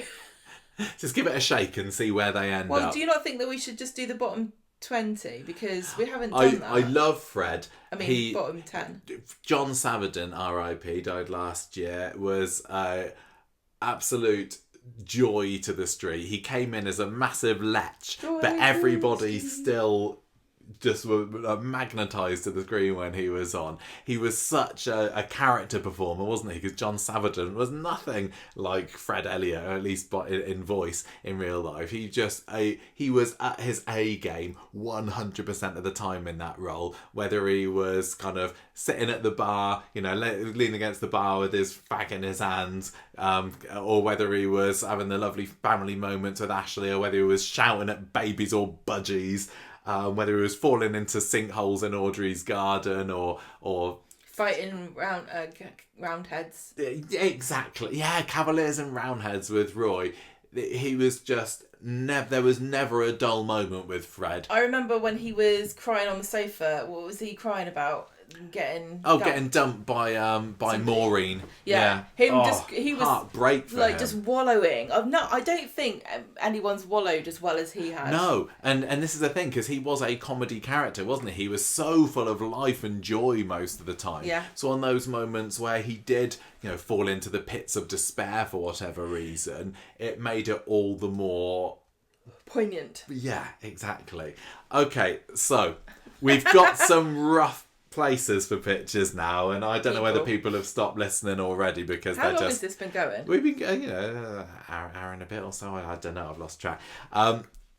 There's people. We've probably lost people already who are saying, "How dare you put Derek Wilson at number 30? Fine. I'm not going to listen to it." But you can do your own score. And also, this is the thing, listeners. You have got to go and vote controversial. in the listener poll that we can't even agree on ourselves, so it doesn't matter if you don't agree with us either. Are we gonna? It feels so wrong to have Gail so low down the list. Honestly, it does. I mean, we've got Becky McDonald above Gail. Okay, but all right. Listen to me here, right? You can't be influenced by what other people think or feel bad about putting somebody if that's what you think. Because, for example, when we were doing our list, we were like, put Carla at the top 3, and we were like, obviously she's going to be top 3, the listener vote, right? She didn't even get top 5. I know. So you can't even predict what people are going to think. Right. I'm just gonna let me do a little bit of just going from the gut sort of rankings here, and don't interrupt me, but you're welcome to do any adjustments. No, I'm just saying. Let me. You'll ruin my flow and my mojo, but you are very welcome to do some adjustments afterwards. Is that a fair deal? I am the mouse handler here, Michael. You act like I talk over you all the time. No, you're not. I need to be in the zone when I'm doing this. I'm deliberately trying not to talk over you now. I've got told off about it. Right. But I don't get a word in edgeways. So I'm putting Derek in at number 30. Then I'm going to have. I'm thinking like maybe Abby should come at 29. I'm not allowed to say anything. No, you are. Yeah, sorry, I did say you weren't, didn't I? Okay, Abby at 29. Right, I'm gonna go. I'm feeling like Carla should be fairly low down. And I know she's a proper icon, but I'm thinking Carla at 28. Then I'm gonna go with Alf. I'm gonna go with Betty. I'm gonna go with Raquel, Liz, Mavis, Steve, Emily. That's kind of who I'm thinking of. What do you reckon to this at the moment? So I've got Derek at 30, then Abby, Carla, Alf, Betty, Raquel, Liz, Mavis, Steve, and Emily. Happy to do a bit of jiggling if there's anyone there that you think is outrageously positioned. I wouldn't have done it myself the way you've done it. Yeah. Any obvious changes? Because I'm up for haggling. Do you think it's fair that Abby and Carla are quite low? It's a really tough one, isn't it? Because I think that as much as I adore Abby, we said earlier how I don't think that she's completely gone past that line into proper Corrie icon status. I definitely would have, even though she's one of the highlights of Corrie at the moment still for me. I definitely think that I would have put Gail, Audrey and Jack in this bottom 10. Who would you not have in the bottom 10 then? Good question. There's a top bunch there. They are really good. Yeah, this is really difficult. Do you want to move Carla up a bit higher? Is she going to go higher than Alf? Because everybody loves Alf. I think she's higher than Alf and Betty. I think Betty's below Alf. You reckon? Okay, yeah. So if we're looking like, so we're going to have Carla at 26, we'll have Betty at 28, Alf at 27, like that. It doesn't feel right to have Carla much higher, only in amongst the other legends who are here. So if you're saying that Audrey and Gail should be in the bottom 10, yeah, that just doesn't completely sit right with me. All right then, put Do you want to move any of these others? No. Do you want to? Who are we having? Are we going to have Audrey and Gail close together? Yeah. Are they going to be neck and neck? Yeah. Gail came into this world with Audrey and she's going out as well, or are we sticking Jack in between? Who are you putting higher, Gail or Audrey? Well, Gail's higher than Audrey. I think we kind of said that earlier, didn't we? Of Gail just a bit, just got the edge on Audrey maybe, and then Jack higher than Gail. He was lovable, but maybe some people didn't like kind of the lovableness of Jack because he started off as the Jack the Lad sort of character and a bit of a schemer, not a schemer in a villainous kind of way, but he was always trying to get one over Vera and get off to naughtiness behind her back. But then he and Vera kind of settled into the cozy old grandparent kind of image in their later years, didn't they? Which not everybody liked. Do you think that Jack should be lower or higher? I still feel that Gail should be higher than Jack. Okay. But do you want to have Gail at 17? Sorry, Gail at 18, Jack at 19, Audrey at 20. Does that look right? Or should Audrey be higher? I would have put Blanche where Audrey is. That really doesn't sit right with me. I'm letting you have Dennis Tanner in your top. I think that Blanche should be a lot higher. Yeah, but you're coming at it from the perspective of this person should be a high number, like arbitrarily, because you think they're a good character, right? But listen to what I'm saying. And you're also going, oh, they shouldn't be in a list of top characters. They should never be so and so number. But why? This is like the three we've got. I just 30 characters out of 300. I always always enjoy watching Blanche. I don't think that Blanche's character had any kind of a downhill turn. I thought she was always, like I said about Fred earlier, always at her A game. Yes, she might not have been as much of a deeper character as some of those others, but she was one of these characters that didn't really matter in my eyes. I think that Blanche needs to be higher than Stan, for example. Right, as much as I love him, I feel that probably Gail should be higher than Stan. No, you're getting a shake in the head from Gemma. But Stan's got to come soon. You know how we tried to describe characters and we said, oh, this is a main character, this is a side character, this is a comedy character.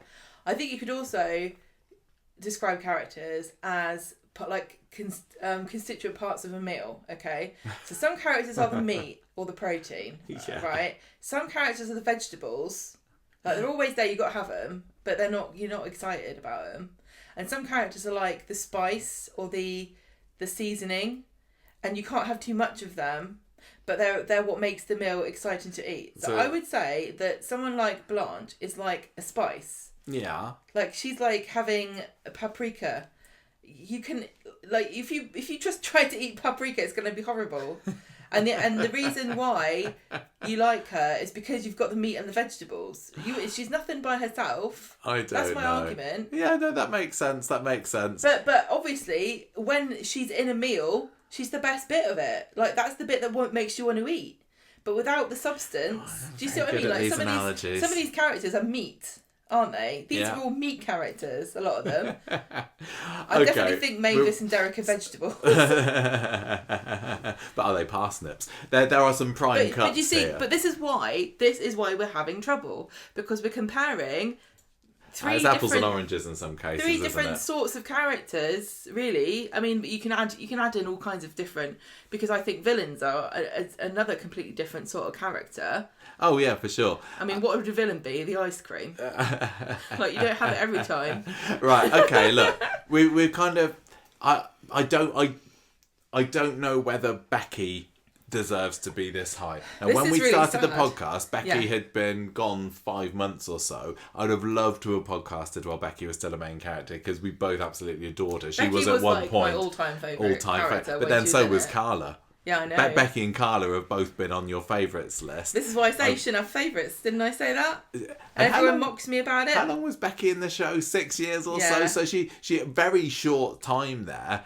But I said that before, and you said I was being stupid. No. Well, I can be contrary. I think that she was just. Well, we haven't really talked about what we liked about Becky. I just loved her kind of in-your-faceness, brashness.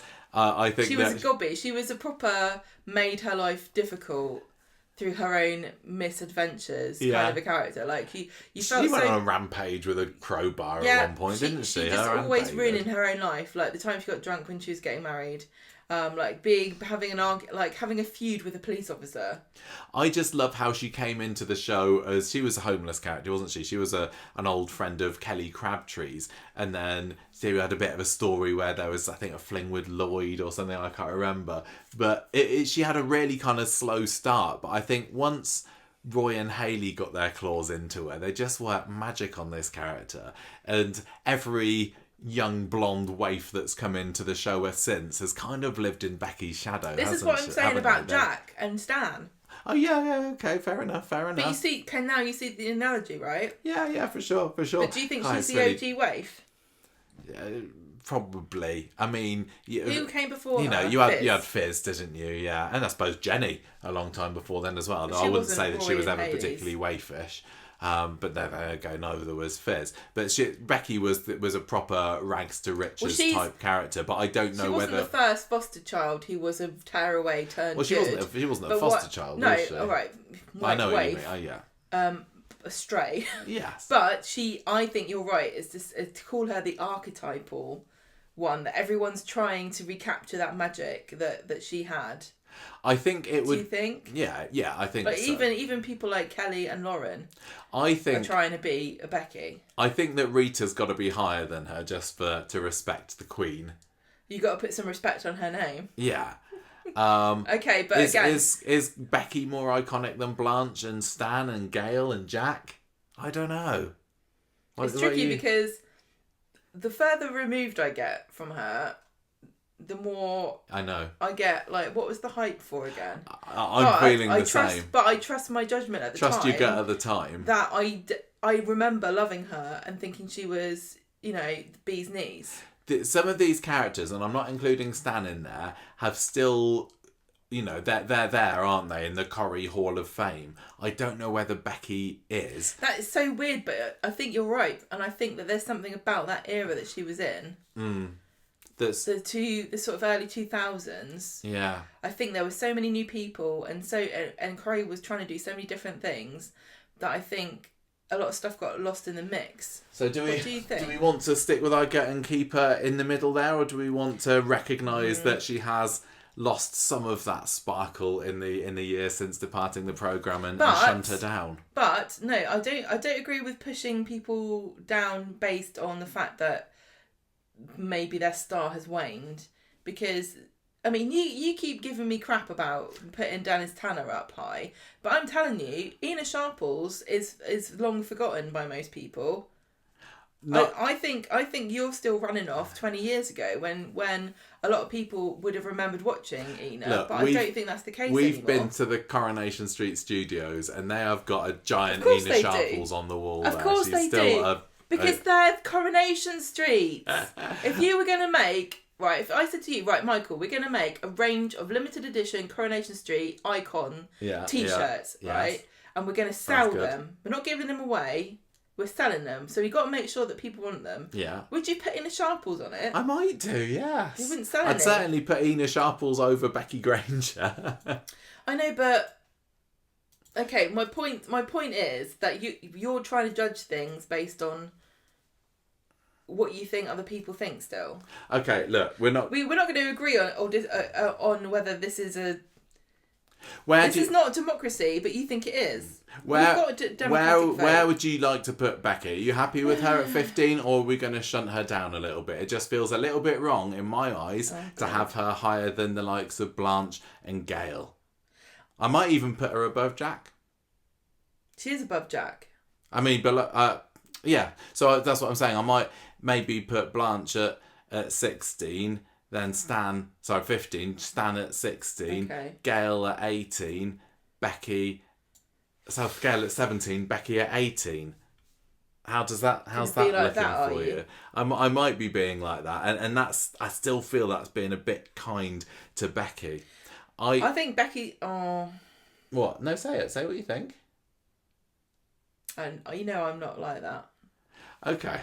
You never say what you think. You don't tell it like it is. Are we putting Rita here at number 14? Is she more iconic and beloved than Blanche? I think so. Okay, I'll happily do that. I think I've still got more love in my heart and soul for the likes of Jenny and Richard and Pat than I do for Rita. I think it's fair to say. So I would possibly go Jenny at 13, Richard at 12, Pat at 11. I wouldn't put Fred in the top 10 myself. Would you not? No. I think... But that's your choice. I think, okay. If we're kind of leaning partly towards characters that have touched our heart in special ways, then maybe Pat Phelan does deserve to be higher than Fred.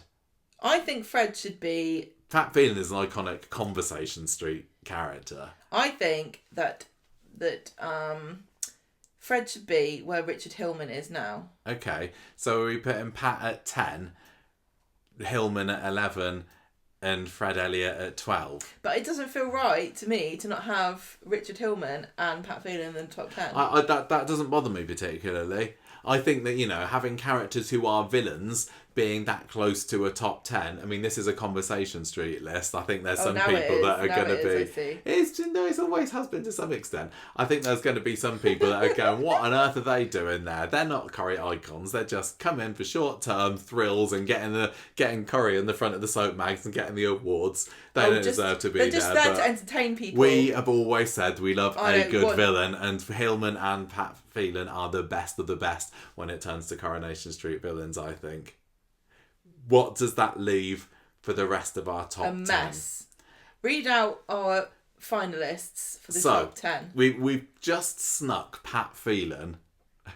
And I can see people hating this, but I don't care. I love him. At number 10. Why do you... when it's my opinion, you're like, oh, we should be a bit more think about what other people think. And when it comes to your opinion... I just don't know that there's a right way of doing this. Right, so who we've still got left to sort? We've got Deirdre, Ina, we've got Dennis, we've got David, we've got Ken, Hayley, Bet, Hilda, and Elsie. So then, any particular lowies there for you? Right, okay. Sadly... What were you going to say? No, go on, say it. No, it wasn't. Right, sadly for me, my two lowies here. Yeah. Maybe I've got 3 lowies. That's all right. We need all the lowies we can get, otherwise we're going to be stalemate for the rest of the evening. I think that Hayley, Ken, and Deirdre. Hayley. I know. My beloved Hayley. All right, fine. What do you want? I will say okay to Deirdre and Ken because look at all the other people. I know, but I really, really love Hayley. Who's higher about a Ken and Deirdre? Well, that's a battle of the ages, isn't it? Ken is higher. I think Ken's higher than Deirdre, just through pure staying power, and he was here first and all. I think he's more of an icon than Deirdre. I love Deirdre, but I think I've got more kind of cosy feels when I think of Ken and his whole era life on the street. I feel like I've watched this. I've watched him grow into a man. It is. Coronation Street is the story of Ken Barlow. And it's not the story of Deirdre, but God, Deirdre was half an important part of that story. Sexy specs. Yeah. I'm happy to start putting in Dennis whenever you want to. Whatever. See, if it was me, looking at who we've got left, I would say Dennis here. Because of these utter icons that are left. And do you know what I would even say, right? I would even David's doing quite well there, isn't he? I would even put Dennis over Elsie. Because Elsie... I'll let you... I will agree to that. I will say I like Dennis. About it? No, I'm not. I'm making a compromise with you. You're making a compromise like I've just walked into a trap. No, I will shake your hand on that one. No, what have I done wrong? No, nothing. You're right. I hadn't really considered that, but I think when I'm thinking of...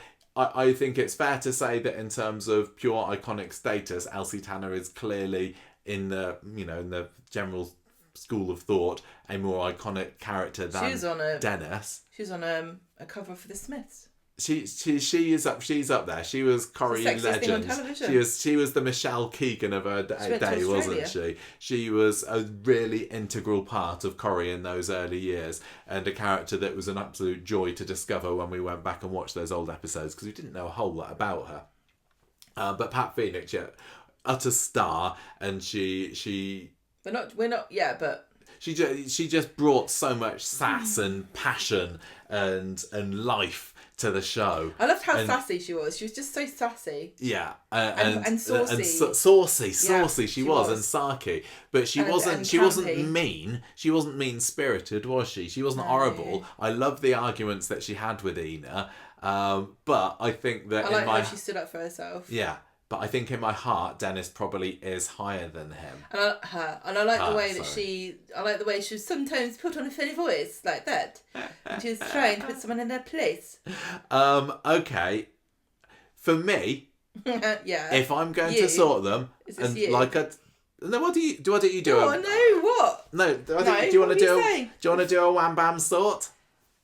Fastest fingers first. Yeah. No, what are you gonna say? I'm gonna say. Yeah. Oh, Hold your breath. I'm gonna say David at 5. I'm gonna say Ina at 4. I'm gonna say Hayley at 3. I'm gonna say Bet at 2. I'm gonna say Hilda at 1. I'm done. Right, shuffle away. What's that reaction? I don't know, because I feel like if I could wake up tomorrow morning and I would do this completely differently. I know, Do you not think so? we've said that every time, but we got to be in the moment. Is Hilda the best character in Coronation Street out of every character that's ever been? Yes.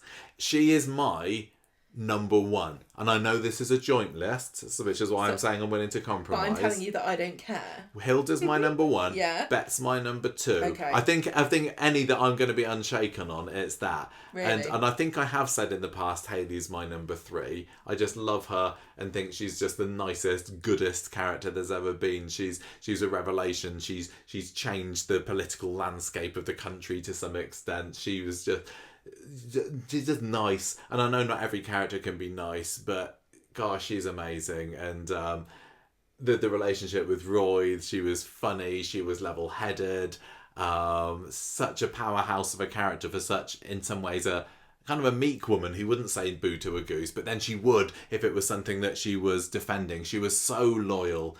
Such a loss to the show. A tofu. Like, you might call her a vegetable if you were going to be mean, but she's actually protein. Yeah, whatever. You don't know enough about food, do you? No, I don't know what you're talking about. I will move her, because I think maybe that's a bit of a personal thing. I just have got so much love in my heart for Hayley. Wait, you marry her? Can't. Dead. She's dead. David. It's funny that you like Hayley so much when really she is the complete opposite of me, because I am not very nice. You're lovely, darling. You're absolutely gorgeous. Really. I think we haven't talked about David at all yet, and he's just kind of coasted in, hasn't he? He's kind of slyly. Bet. No, I haven't talked about Bet. Go on, tell me why Bet's your number 2. She's visually a Coronation Street icon, with a beehive, with a leopard print, with the big dangly earrings. She's just the face and the smile. She's who I think of when I think of the Rover's Return as a whole. I think she's also a full of life character. She was funny. She's a character who I always used to think was just a bit of a blonde bimbo and nothing more, but she actually had so much depth to her. Some of the serious stories that she had, like when they were adopting Vicky, when she had a miscarriage in the late 80s. I just love the evolution of her, from the first time she stepped into that pub as somebody from the Raincoat Factory, and then going through to being barmaid to in charge of the Rovers. She was on her own for a bit, then she was that duo with Alec. She kind of grew up and then embodied in the early 90s with the big hair that she had then, that dependable You're doing business. Such big hair, you can't even fit on so the screen. big, it's just right here. She was very good at managing. She was very good in charge. I think she learned from the best in Annie Walker. And she then was commanding, wasn't she? She was so commanding. And you felt like you would listen to her because she knew what she was saying. that scene when she chucks Tanya Pooley out, utterly brilliant. She was but great. Then equally, you got the scene where she gets drunk with Raquel. Hilarious. She just had so many sides to her. Really deep character. Real loss to the show, and it was very sad what happened in her comeback. So the second comeback was slightly better. At least she had a bit more of an ending there. I think that Bet just is Coronation Street, but I think Hilda, and partly for me it is the underdog syndrome, just kind of tips her over the edge. Well, I just can't say anything bad about her. Her She's leaving just the episode best. was the most watched episode of Coronation Street has ever been, right? Yeah, she was beloved by the nation. Everybody, think, nobody had a bad word to say about Hilda. I think the top 3 here are very good as far as this is a respectable top 3. Are you happy for Hayley to be at number 3? I was wondering whether you want to move her. This is the kind of thing where you could say, oh, my top 3 characters are blah, blah, blah, and everyone would be like, oh, yeah, that sounds okay. You're not going to have to argue with somebody about it. So are you happy, not to have Ina in there or David? I'm just calling you pedestrian. Thanks. Very safe. Don't playing people it come safe to here. us for out of pocket weird opinions and conspiracy theories. Like, look, I think putting Blanche I at think- number 15 at the moment is out there enough. I think That's Deirdre and Derek radical are a actually the move. same person. Like that kind of conspiracy David, theory. why is David in our top 5, Gemma? I would, again, a bit like Abby, over the past probably, since Ian McLeod got in, I'm going to say, I think a lot of characters have been watered down quite a lot. A lot of our main characters that we really like watching have kind of like gone off the boil because, I don't know, there's not as much focus on the older characters as there used to be. And whatever, we can argue about it all you want. I know that people don't agree with me when I say this. No, I think people would hardly agree with you. I don't think Ian McLeod would, but... Well, no, but, people have pushed back and said, there's not a focus on new characters any more than there has been in the past. I just don't agree with that at all. Okay. David. But you've got to admit, though, that people like David and Abby have not had the screen time that they used to have. No, when we started the podcast, it was all plats all the time, wasn't it? And I yeah, had no but you problem you with can't that. even say that about a family now. Like, who's the family of the street? No, it's the Michaelis at the moment, and then previous to that, who was it? I don't even know. The Websters, maybe. It dots about a lot more, doesn't it? It's too fractured. But what my point I'm getting around to is that 5 years ago, I definitely would have 100% stood behind what I said at the time, is that I think that David Platt is one of the most interesting fictional characters in history because he's so complicated, he's so wacky.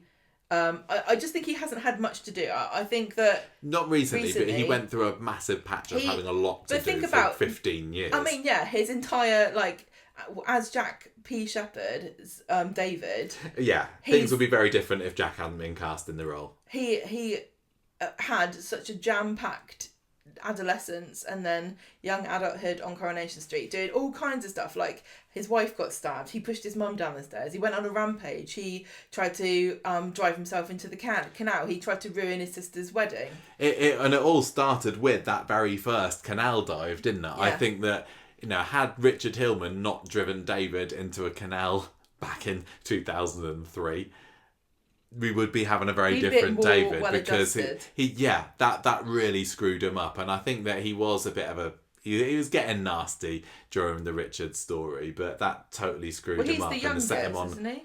Yeah, and that set him on the path of chaos. We had Demon David throughout the early 2000s, sending the cards to Gail signed as Richard Hillman as well. There's so many little moments, but he's so charming a character, isn't he? Sardonic. Yeah. And like you said earlier when we were talking about Gail, she is somewhat on the bland side, and what made her and David's relationship so good is that it was just kind of fun to watch David tormenting her. I know. As cruel as it was. I know, because she'd had no pushback, really. No. It's really interesting. Pills, for God's sake. It's really interesting also to consider that the future for David, if he's just to divorce it from all of the practical elements of would Jack P. Shepherd, blah blah blah. Like, in his, we might not even be alive to see it, but in his older years, in his elder period, I can imagine David just being a female Blanche, just in the corner, just taking the mick out of everyone. He does it now. He's there already, isn't he? He does it now. Say. Yeah. He's so much fun. He's like the sarcastic point of view character sometimes, because he'll point out how ludicrous things are.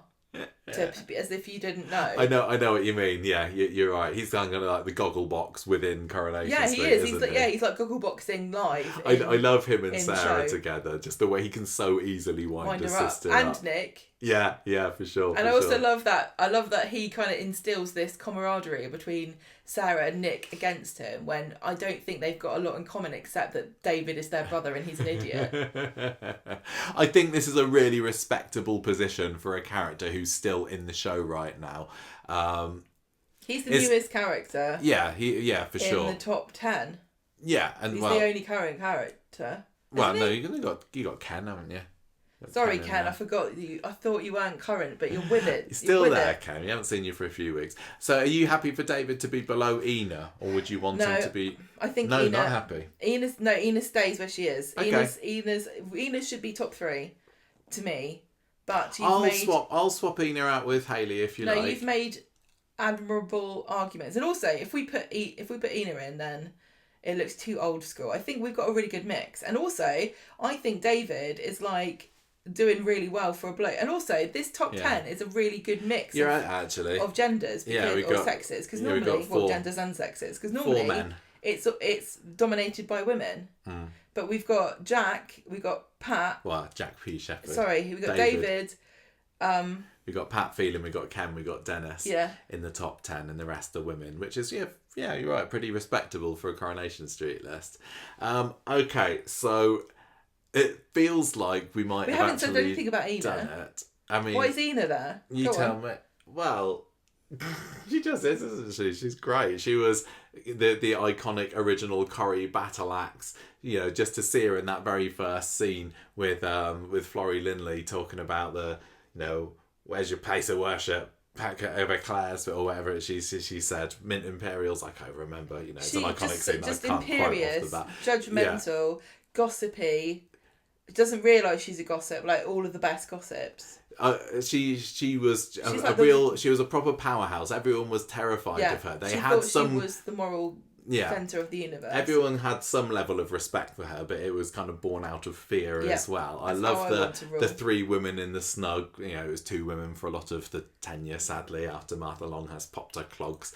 And it's similar to some of the other characters that we've talked about. Didn't have big stories revolving around her, but she was one of the ultimate side characters of Coronation Street, wasn't she? I wouldn't call her a vegetable. No, absolutely not. No, she's almost a it goes without saying kind of character, and in the same way she's like a force of nature. and in the same way that Bet for me is, you know, if I think of a look.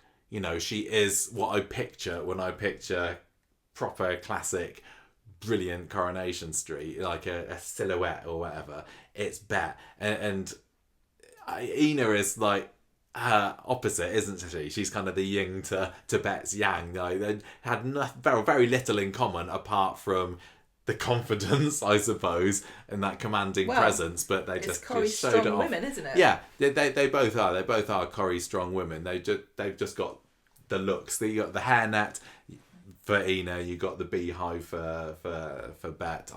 And the rollers for Hilda. Yeah. And also, 3 of these characters are Tony Warren era.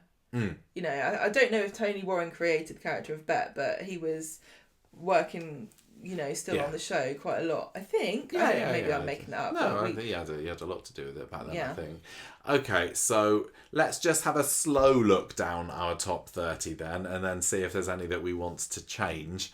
It must be really annoying to listen to this, because a lot of this is quite visual. Go and watch the YouTube version, it's fantastic.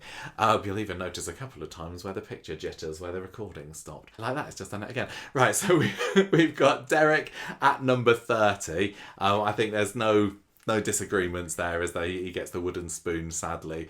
Abby, bless her, love her.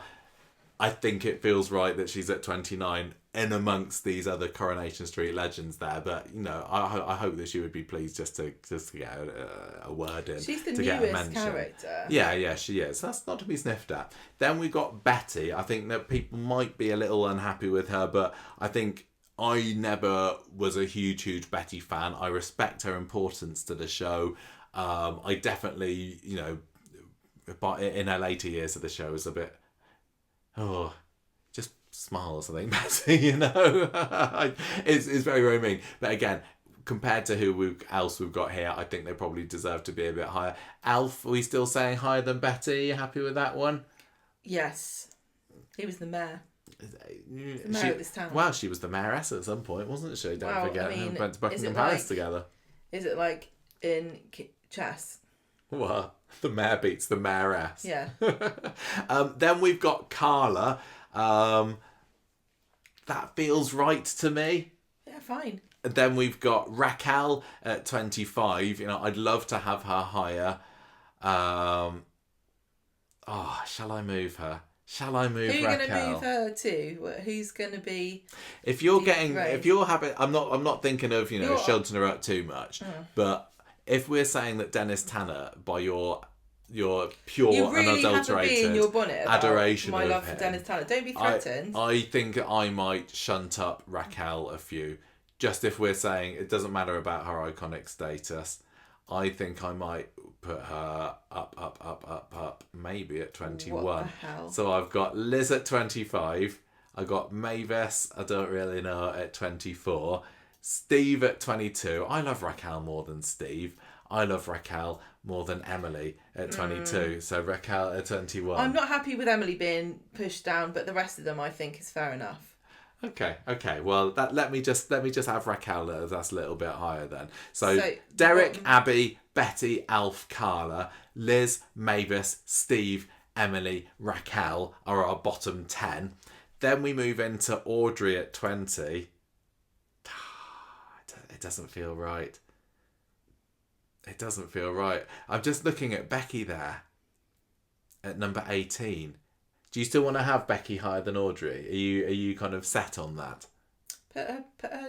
Put Audrey higher if you want.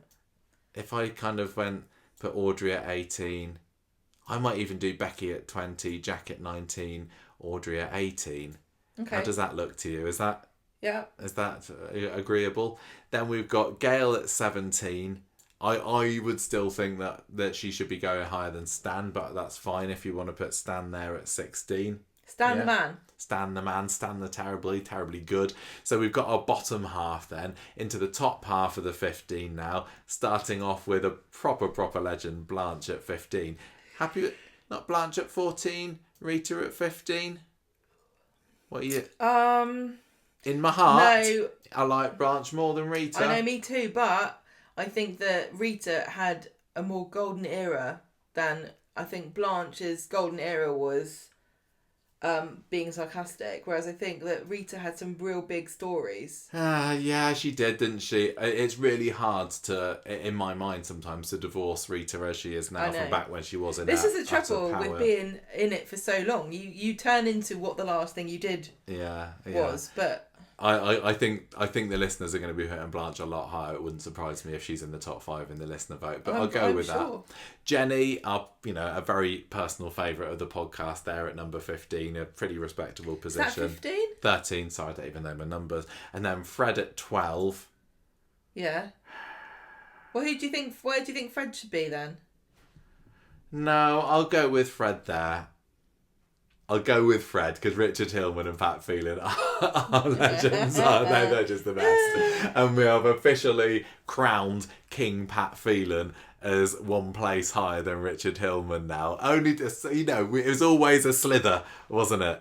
That's separating those two. And it still stayed there today in the final round of Corrieliminator. We got Deirdre at 9.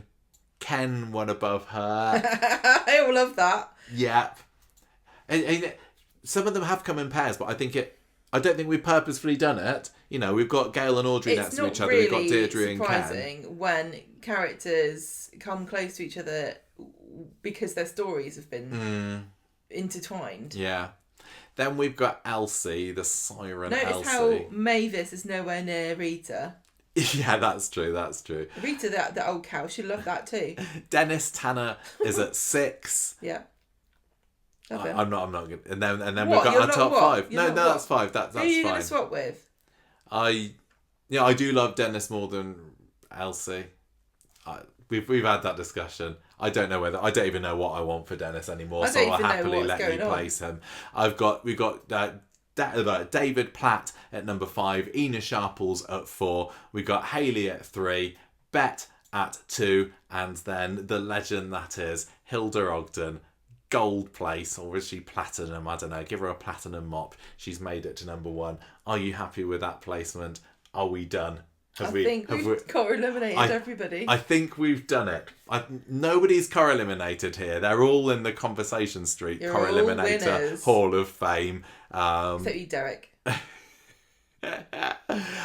I think we've done it. I think we're there. I think after a year's worth of Corrielimination, we finally reached it. I'm kind of sad that it's over in a way. People have been writing into us suggesting how we can carry it on in some ways. I know people are desperate for us to carry it on. Some people absolutely love this, and I'm really, really pleased that this has struck a chord with so many people over the past year. This is all Gemma's baby. She came up with this idea to supposedly save us time. I think in some ways it has, because there's been not quite so much preparation for Corrieliminator as there have been for some of the other bonus episodes, but it's always been fun and something to look forward to, thinking, oh, when's the next one going to be? And even if we do bring it back in some form or other, I think we'll give it a little break for a while. I don't know what it'd look like after this, but it's been a really fun way of doing it, hasn't it? I've enjoyed this. I think this is great. The random element every month, apart from this month, I suppose, has added that little bit extra excitement to it. It's been fun that we've been able to share our lists together, and we've had to make compromises and negotiate. Exactly. I love that we've got the listener vote running alongside it as well. Don't forget, go and vote now if you're listening to this or watching this and you haven't had a chance yet. It's been an awful lot of fun. Fans of programmes love a good ranking, don't they? Mm-hmm. And this has been a really enjoyable way of doing it over the course of many hours. But do you think that if we did actually do a proper list of all the characters, not just 300, we only did it this way because then we could divide it into 30 and 10 lots of 30. Yeah. That was the maths has worked well. But if we did it with all the Coronation Street characters that ever existed, do you think that Steve Fisher would have ended up being number 1 by accident? I don't think he would. I think Steve Fisher might be... what about swimming off Dickie into Fleming? the sunset somewhere. Can I just tell everybody that Steve Fisher and Dickie Fleming are like the Bobby of Coronation Street back in the day? I kind of am interested in doing something with some of those characters that didn't make the cut. It feels like, let's get Jesse and Joanne Jackson. Let's get the Flemings. Let's get Elsie's niece and nephew. I'll tell you what would be something that I would never agree to because it would make me look too bad. What? But get me drunk and get all the ones we didn't put in the ranking and get me to tell you who they are and what they did. And see who I just remember. think a drunk Gemma on the podcast would be entertaining however we did it, to be honest. I think people would love that, but maybe that's for another day. I think we'd better call it for a day now. I think we've been doing this long enough today. And we've had a few video issues which have been very annoying, and I don't want to tempt fate or anything by going any longer now than we have to. Neighbour decided to start fixing his car. We did have the neighbour starting to rev up his engine in the just outside our house in the driveway at one point. He didn't respect the sanctity of Corrieliminator, honestly. He doesn't understand it's important. But, people want to know. They don't want to know without being disturbed by vehicle noises. Right. Yes, vehicle, correct. We are, not van. C-A-R. Right, we're done. Thank you everybody for listening. I've been trying to stop this for a while now, Sorry. but I'm just sad that it's over. We'll be back in a month's time or at some point with the results of the listener vote. Go and vote now. The jury, the real fans this is out the public there, the vote. people who are turning up their noses at our final rankings and saying, "I can't believe you did that." In Eurovision, we're the jury, aren't we? And they're the public vote. Exactly. And at the end, then if we combine them, what would happen then? Oh my God, I don't even know. Right. Eurovision chaos. Let's finish this. Thank you so much for watching, everybody. Don't forget to send us an email about your thoughts of it. Subscribe to us on YouTube and like the video because it's... Maybe... I'd like to. I can't like it myself. If somebody is listening who is really into that kind of thing, you could do a combined ranking once the listener... And see who actually is the ultimate all-time Coronation Street character. Don't forget to follow us on Twitter. We're on Instagram as well. We're on Blue Sky. We're on Threads. We're all over the place. Join our Patreon. On TikTok. We're not on TikTok because I'm a little bit scared of TikTok. Join our Patreon, and then the more patrons we get, the more lovely stuff that we can do as well. And we bought some stuff. We bought some stuff for the Soap Awards. We have bought some extra bits of kit for the Soap Awards this weekend. Thank so I've you, got a couple of patrons. days to learn to that. Thank you very much, patrons. Anyway, thank you for watching. Thank you for listening. Bye. Thank you for having the idea of this, Gemma. Oh, you're welcome. Thanks Corrieliminating with me over the past 12 months. Thanks for making a podcast. You're very welcome. Goodbye.